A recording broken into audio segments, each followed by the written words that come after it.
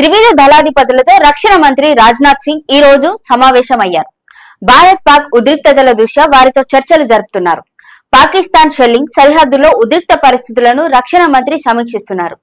LOC అంతర్జాతీయ సరిహద్దు వెంబడి పాకిస్తాన్ ప్రయోగించిన 50కి పైగా డ్రోన్లను భారత్ కూల్చేసినట్లు సమాచారం. సాంబా, ఉదంపూర్, జమ్మూ నగ్రోటా, అఖ్నూర్, పఠాన్కోట్ ప్రాంతాల్లో పాక్ డ్రోన్లను ప్రయోగించగా వాటిని ఇండియన్ ఆర్మీ సమర్థవంతంగా ఎదుర్కొని కూల్చివేసింది. పాకిస్తాన్ లో 7 కీలక ప్రాంతాలపై ఈ రోజు తెల్లవారుజామున దాడులకు దిగింది భారత్. కరాచీ, ఇస్లామాబాద్, పెషావర్, లాహోర్లపై పెద్ద ఎత్తున దాడులు చేసింది. ఇందులో కరాచీ టార్గెట్ గా ప్రత్యేక వ్యూహంతో దాడులు చేసింది.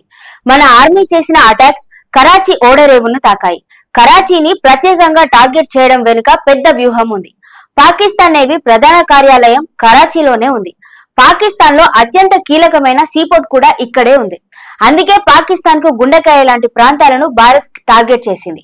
ఇప్పుడే కాదు, 1971లోనూ కరాచీ టార్గెట్ గా దాడులు జరిగాయి. 1971 డిసెంబర్ 4న అత్యంత సాహసోపేతమైన దాడులకు దిగింది భారత్. దీన్ని ఆపరేషన్ ట్రైడెంట్ అంటారు. అప్పట్లో ఐఎన్ఎస్ నిపట్, ఐఎన్ఎస్ నిర్గత్ క్షిపణి పడవలను ఉపయోగించి చమురు నిల్వలపై దాడులు చేసింది భారత్. ఈ క్రమంలోనే డిసెంబర్ 4న నేవీ డేగా జరుపుతుంది భారత్. 1971 తర్వాత కరాచీపై భారత్ మళ్లీ ఇప్పుడే దాడి చేసింది.